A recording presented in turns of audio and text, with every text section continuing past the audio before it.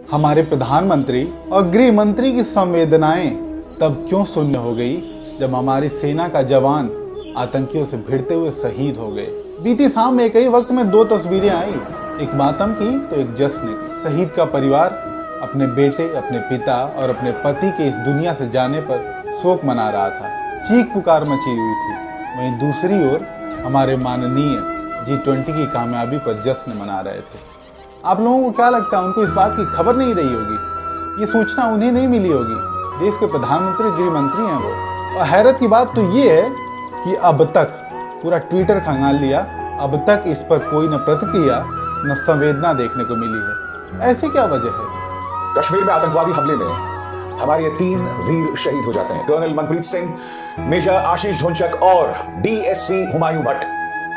यानी कि देश की रक्षा करने के लिए क्या सेना और क्या पुलिस अपनी जान न्यौछावर करने को तैयार हैं। मगर जब किसी ने कहा था कि शहीदों की चिताओं पर लगेंगे बरसों बरस मेले, तो उनका ये नहीं था कि एक तरफ ये 3 जवान शहीद हो जाते हैं, ये 3 वीर शहीद हो जाते हैं, और दूसरी तरफ दिल्ली में भारतीय जनता पार्टी के मुख्यालय में प्रधानमंत्री नरेंद्र मोदी पर इस तरह से पुष्प वर्षा की जाती है। ठीक उसी वक्त जब ये 3 परिवार मातम मना रहे थे, प्रधानमंत्री नरेंद्र मोदी का जो कार्यक्रम है वो बीजेपी ने रद्द नहीं किया। देखिए किस तरह से पुष्प वर्षा की जा रही है।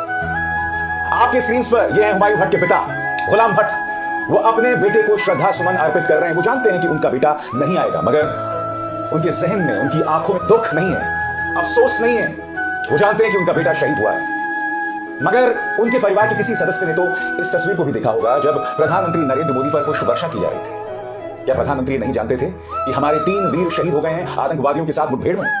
क्या इस कार्यक्रम को मुलतवी नहीं किया जा सकता था, या कम से कम पुष्प वर्षा तो नहीं की जा सकती थी? प्रधानमंत्री जाते भारतीय जनता पार्टी मुख्यालय और अंदर बैठकर उनको बधाइयां दी जाती, क्योंकि मैं समझता हूं कि प्रधानमंत्री नरेंद्र मोदी और भारतीय जनता पार्टी ऐसा कोई मौका नहीं चूकते जहां प्रधानमंत्री की बधाई ना की जाए, उनकी तारीफ ना की जाए, उन पर पुष्प वर्षा ना की जाए। तो आप एक बंद कमरे में बैठ के प्रधानमंत्री नरेंद्र मोदी को G20 की बधाई दे सकते थे। एक तरफ जश्न है और दूसरी तरफ मातम है। जाने वतन सा चांद बुझे, हमें नींद उसी दिन आएगी जब देखेंगे आबाद तुझे।